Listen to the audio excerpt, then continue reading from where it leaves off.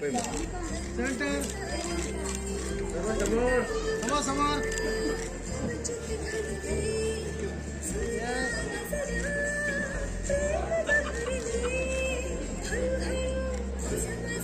ये समोर समोर सेंटर हॅलो सामने. त्याची गंमत जम्मत जराशी वेगळी असते. आज जसं थोडंसं इन्स्टंट झालंय तसं खूप आधी थोडं स्लो होतं, पण प्रेम तर प्रेमच असतं. प्रत्येक वेळेला ह्याची भाषा बदललीये. 143 असू दे किंवा मग बदामात काढलेला बाण असू दे, नाहीतर मग इलू इलू असू दे. Correct. Phalke films and entertainments प्रोडक्शनची निर्मिती असलेला आणि अजिंक्य फाळके यांचं दिग्दर्शन असलेला इलू इलू हा सिनेमा 31 जानेवारीला रिलीज होतोय. सर्व चित्रपटगृहात हा सिनेमा दाखल होणार आहे. पण तत्पूर्वी आजचा हा स्पेशल कार्यक्रम म्हणजे या सिनेमाचं टीझर लॉन्च आपण करणार आहोत. पण या स्पेशल कार्यक्रमाला सुरुवात करण्याआधी आपण या कला क्षेत्राचा भाग आहोतच. त्यामुळेच आपल्या कला क्षेत्रातील, संगीत क्षेत्रातील खूप मोठं व्यक्तिमत्व, पद्मविभूषण आणि 3 ग्रॅमी अवॉर्ड्स ज्यांना मिळालेले ते विश्वविख्यात तबला वादक उस्ताद झाकीरजी हुसेन, आपल्या सगळ्यांनाच माहिती असेल, यांनी जगाचा निरोप घेतलाय. संगीत क्षेत्राची खूप मोठी हानी, पर्यायाने ही कला क्षेत्राची देखील हानी आहे. आणि कला क्षेत्राचाच एक भाग म्हणून आज आपल्या कार्यक्रमाला सुरुवात करण्यापूर्वी आपण 2 मिनिट त्यांच्यासाठी मौन धारण करूयात. आणि माझी पहिली मराठी फिल्म इलो इलो लवकरच तुमच्या समोर येथे येणार आहे. आणि मी आशा करते की ही फिल्म तुम्ही थिएटरमध्ये जाऊन बघा प्लीज. 31 जानेवारी. खूप छान, खूप छान. म्हणजे स्लो असेल पण परफेक्ट प्रोनाउन्सिएशन होतं. आणि मला वाटतं नक्कीच मराठी ऑडियन्स खूप छान पद्धतीने वेलकम करतील तुला देखील, आणि या सिनेमासाठी देखील खूप चांगला प्रतिसाद असेल. आणि याच शुभेच्छा देऊन मी आजचा या सिनेमाचा टीजर लॉन्च सोहळा इथे संपन्न झालाय हे सांगते. आणि कलाकारांना विनंती करते इथेच थांबण्याची एक फोटो ऑप साठी. थोड़े मैं तो पहले ये भी कहना चाहती हूँ कि first of all thank you so much to Ajinkya one more time कि आपने मुझे ये स्क्रिप्ट ऑफर किया है और कि आप मुझे लॉन्च कर रहे हो. पाहायला मिळणार आहे टीजर. आम्ही पाहिलाय. तुम्हा सगळ्यांना मनापासून खूप खूप शुभेच्छा. एका खूप गोड सिनेमाचा आपण भाग आहात आणि खूप छान असा सिनेमा प्रेक्षकांसाठी आपण घेऊन येत आहात. सो सुरुवात करते वनिता खरात यांच्यापासून.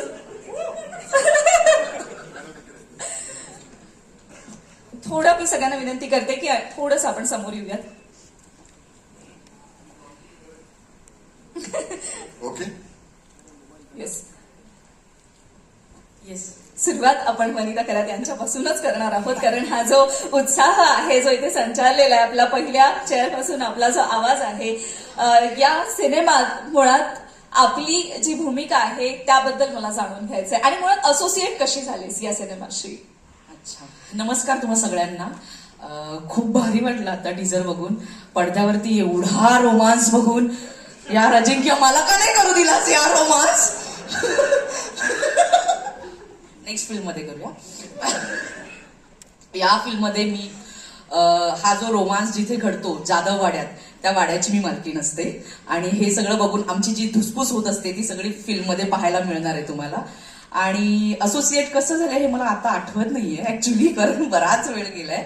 पण ही फिल्म येते याचा खूप आनंद होतोय. आणि इतकी कलरफुल, सगळ्यांचीच खूप मेहनत आहे, पण ही फिल्म इतकी छान दिसतीये ती योगेश दादामुळे. So thank you Yogesh. कोळीसाठी एकदा जोरदार टाळ्या झाल्या पाहिजे. सो खूप छान वाटतंय. थँक्यू. मीरा, तू खूप छान दिसतेस आणि आता आम्ही गाण्यातही पाहिलंय, टीजर मध्ये देखील पाहिलंय. सो माहिती होतं की आपल्याला असा एक रोमॅन्स करायला मिळणार आहे या भूमिकेतून? सर्वप्रथम सगळ्यांना खूप खूप नमस्कार. अजिबात नाही रोमॅन्स. लोकांना माहितीच आहे माझ्याबद्दल, प्रत्येक वेळेस मी विलनचेच काम केलेले आहेत. सो हा माझ्यासाठी खूपच वेगळा अनुभव आहे. या मूवीमध्ये मी श्रीकांत सरांबरोबर रोमॅन्स करतेय. आणि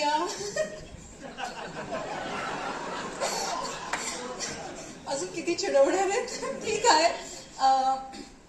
अजिंक्य, तुझे खूप खूप धन्यवाद. या चित्रपटामध्ये मला तू काम करण्याची संधी दिली आहेस, कारण आता मी काही चित्रपट करते, वेब सिरीज करते, पण त्यापेक्षा हा रोल खूपच वेगळा आहे आणि माझी खरंच मनापासून इच्छा आहे की लोकांनी मला या अवतारामध्ये पण पाहावं. सो हे कम्प्लीट होतं याच्यामुळे.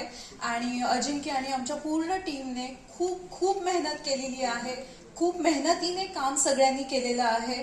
सो 31 जानेवारीला सगळ्यांनी प्लीज प्लीज मूवी पहा. चित्रपटगृहात जाऊन नक्कीच हा सिनेमा. चित्रपटगृहात जाऊन. आनंदा कार्यकर, आपल्या भूमिकेबद्दल आपण काय सांगणार? म्हणजे प्रत्येक शाळेमध्ये विविध विषयासाठी मास्तर असतात, म्हणजे गणित, भूगोल, तसे पीटीचे सुद्धा मास्तर असतात. ते सगळे स्पोर्ट्स पण घडवत असतात, म्हणजे शरीरयष्टीची पिळदार असते. अशी मी एक भूमिका याच्यात पीटीच्या मास्तरांची, पवार मास्तरांची करतोय. आणि बाकी सगळेजण कलाकार आहेत, तुम्ही टीजर पाहिलेलाच आहात. त्यामुळे म्हणजे ही आता माझी सुद्धा वेगळी भूमिका तुम्हाला त्यात बघायला मिळेल अशी मी आशा करतो, पिळदार शरीरयष्टीची.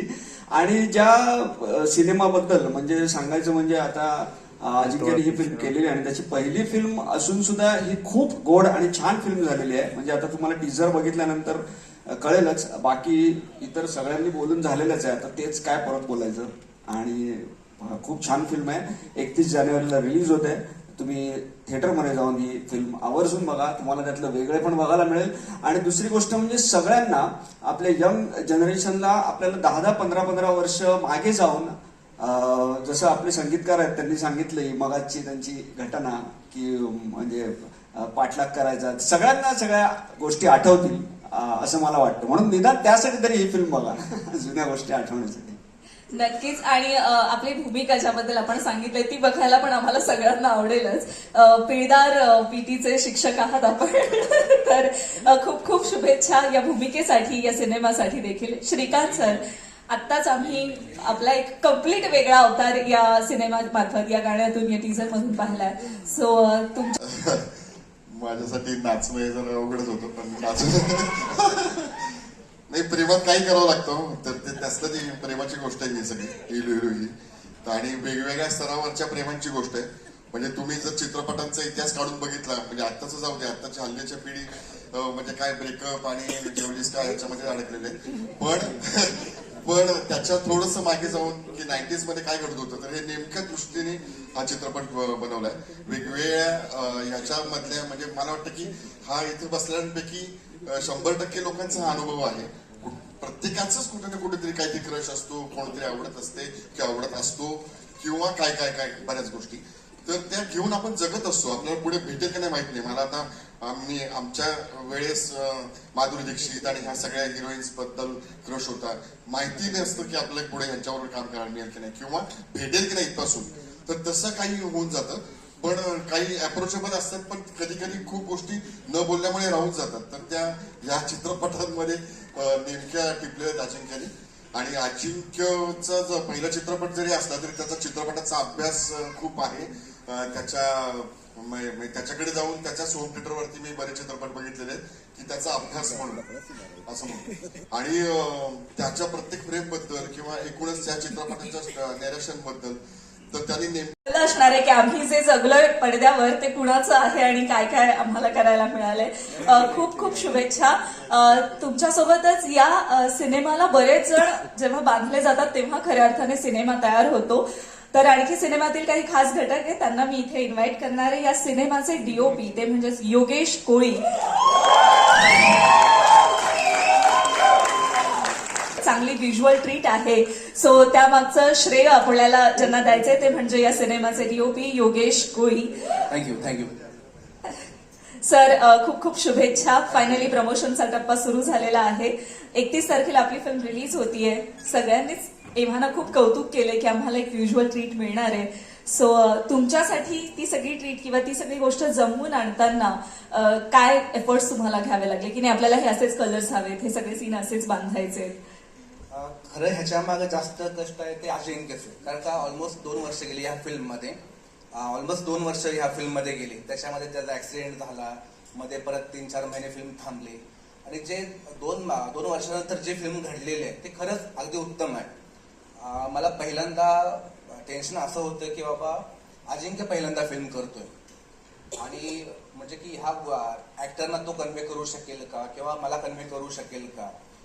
खरं सांगायचं तर ह्यामध्ये ऍक्टर पण आणि बाकी टीम पण एवढी चांगली होती की बाबा फिल्म जमून गेली आणि अगदी सहजपणे जमून गेली. पण तुम्हाला स्वतःला शूट करताना इतर गोष्टी जसं की हे असं नकोय, हे असं हवंय, ह्या काही डिमांड्स होत्या का? किंवा अजिंक्य सर यांनीच तुम्हाला काय सांगितलं की नाही हे आपल्याला असंच घडवून आणायचंय? कारण एरा कम्प्लिटली वेगळा तुम्ही दाखवणार आहात, आत्ताचं नाहीये हे सगळं. उलट अजिंक्यनं मला एक लुक सांगितलं होतं की बाबा आपण 2000 ते 90 to 2000 ह्या दरम्यानची आपण फिल्म करतोय. तर त्यानं माझ्यापेक्षा जास्त आमचे आर्ट डिरेक्टर जे आहेत योगेश इंगळे त्यांच्याकडनं जास्त काम करून घेतलं. आणि मला वाटते की म्हणजे आर्ट डिरेक्टर किंवा डिरेक्टर म्हणून त्यांनी 90% काम केलेलं आणि फक्त 10% मला जेवढं मिळालं ना ते जास्त व्हिज्युअली अपिलिंग त्याच्यामुळे झालेलं आहे. क्या बात आहे. So art director Yogesh Ingale यांच्यासाठी देखील जोरदार टाळ्या झाल्या पाहिजेत. आलेले आहेत योगेश काम 10%च आहे, 10% हे म्हणणं देखील खूप मोठी गोष्ट आहे. सो खूप खूप शुभेच्छा. आणि यानंतर या सिनेमातील सगळ्यात महत्वाचा घटक ते म्हणजे सिनेमाचे एडिटर नितेश राठोड यांना मी इथे येण्याची विनंती करते.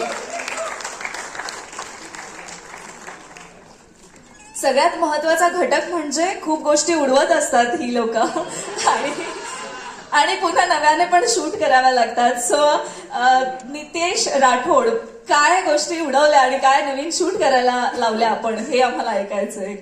खूप काही आम्ही खूप उडवलंय.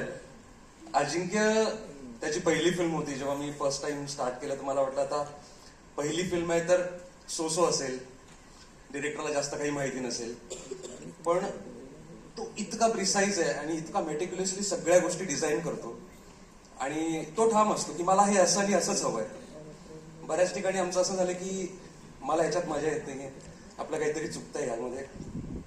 तेव्हा अजिंक्यने पण काय केलंय की मला हे आवडत नाहीये, आपण हे उडवूयात, आपण शूट करूयात, परत थोडा ब्रेक घेऊयात, थोडंसं अजून लिखाण करूयात आणि परत शूट करूयात. आम्ही असं भरपूर केलं आणि फिल्म त्यामुळे इतकी सुपर्ब झाली आता की आता ती फिल्म नाही कोणी अजून ब्रेक नाही करू शकत. क्या बात है. म्हणजे ही पण खूप महत्वाची गोष्ट आहे की दिग्दर्शकाने स्वतः म्हणणं की नाही ठीक आहे हे नको आणि हे परत नव्याने शूट करूया. कारण बऱ्याचदा दिग्दर्शक आपल्याच कंटेंटच्या खूप प्रेमात असतात. पण तुमचं जर समन्वय साधला गेलाय तर ही खरंच खूप चांगली गोष्ट आहे. त्यामुळे आम्हाला डेफिनेटली एक छान फिल्म पाहायला मिळेल. यासोबतच मी इथे इन्व्हाइट करणार आहे या सिनेमाचे आणखी एक महत्वाचे घटक ते म्हणजे सिनेमाचे एक्झिक्युटिव्ह प्रोड्युसर सचिन दुबाळे पाटील यांना. जोरदार टाळ्यांनी त्यांचं स्वागत करूया. आणि त्यांच्यासोबतच या सिनेमाचे क्रिएटिव्ह डिरेक्टर मनीष शिंदे. ते सांगतात पलीकडून येताना मी बोलणार नाही, मला काही विचारू नको, कारण ईपीचं काम बहुतेक झालेलं असतं आतापर्यंतचं. हा बोलू नाही, definitely creative director Manish Shinde. आतापर्यंत सगळ्यांनीच खूप गोष्टींचं या सिनेमाबद्दल बऱ्याच गोष्टी सांगितलेल्या आहेत, खूप गोष्टी आमच्यापर्यंत पोहोचल्या आहेत. टीजर पाहिल्यानंतर जास्त आम्हाला अंदाज येणार आहे.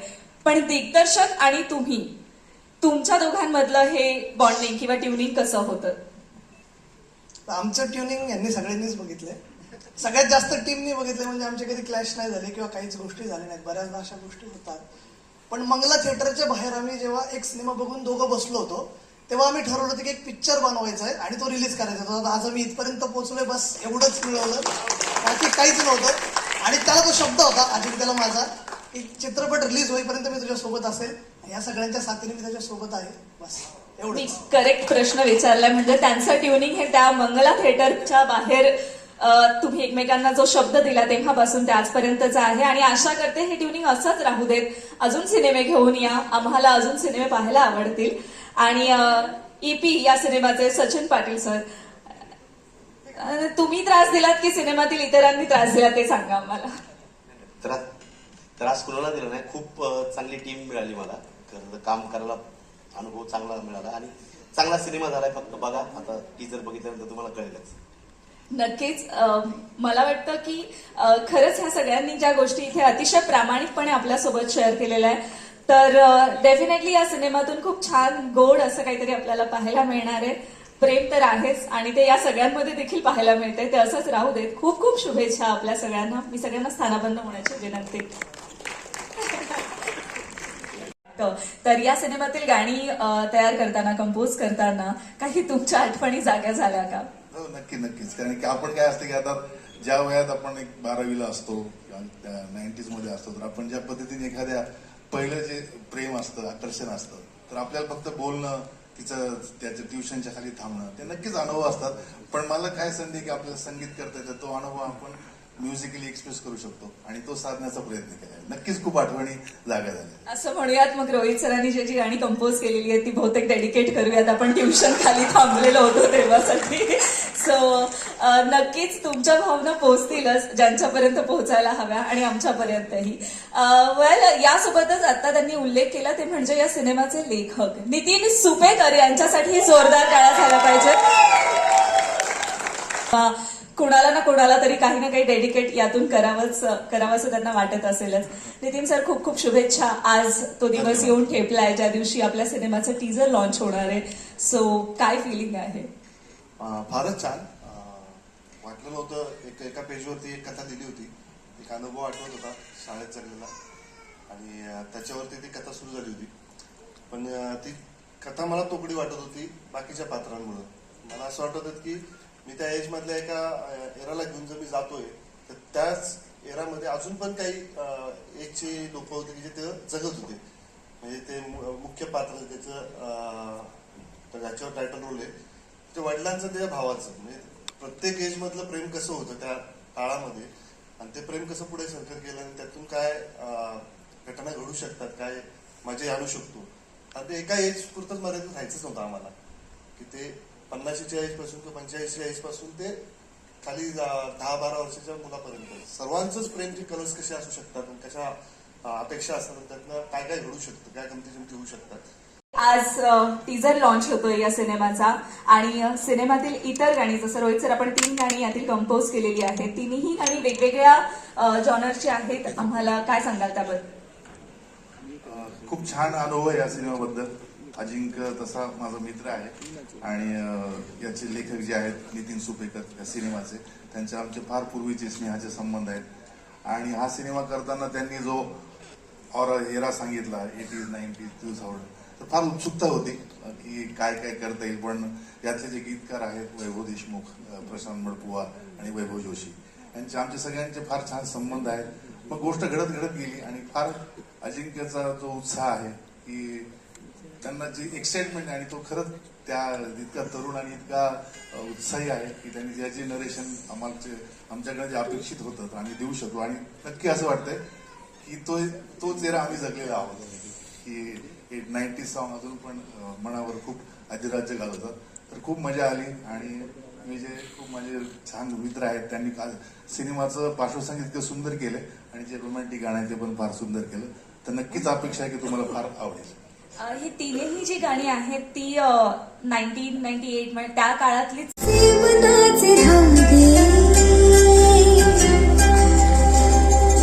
जिथे तिथे तू दिसे राहशी, जिथे तुझा मी मागे जादू झाली भान हरपले, क्षणही सारे गंधित झाले. बघता बघता अवचित घडले, जुळल्या नजरा प्रेम बहरले. हळूहळू तुझं माझं झालं सुरू. इलू इलू इलू इलू इलू इलू इलू इलू इलू इलू इलू इलू इलू इलू इलू इलू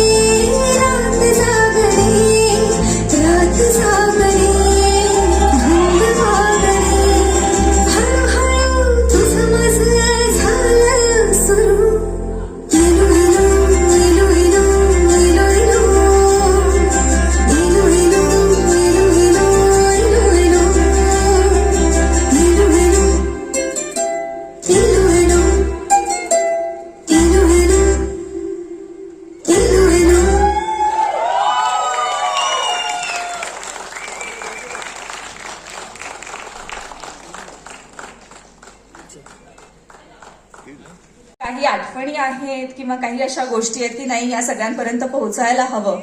सो काय रिलेट केलं तुम्ही की हा सिनेमा आपल्याला करायचा हे ठरवलं?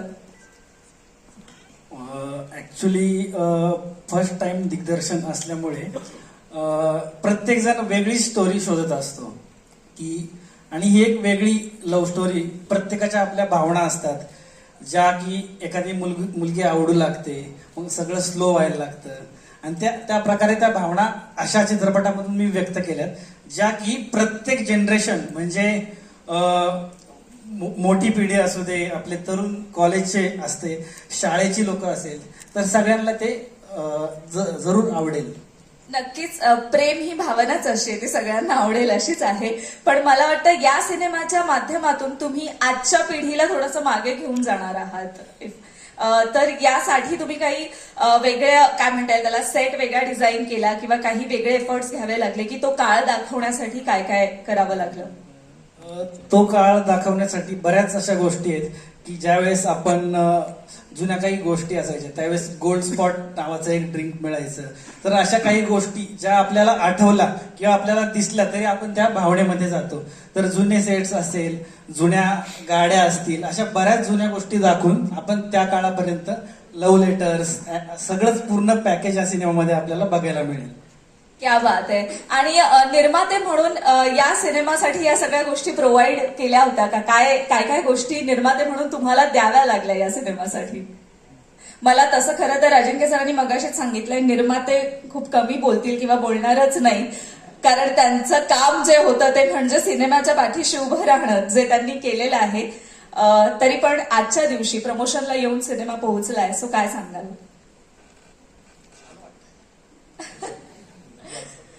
बस खूप खूप शुभेच्छा तुम्हा सगळ्यांना.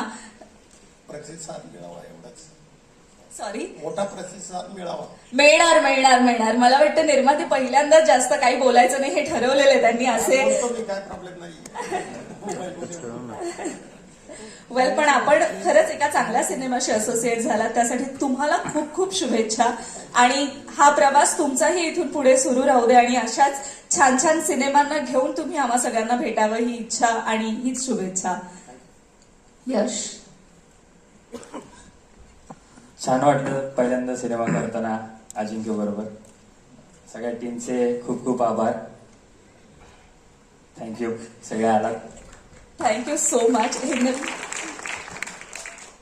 पहिल्यांदाच इतकी युनिक स्टोरी बनवली आहे आणि डिरेक्टर सरांनी खूप जास्त एफर्ट्स घेतलेत जे वी कांट इमॅजिन, पण तुम्हाला ते कळेलच. फक्त कीप सपोर्टिंग.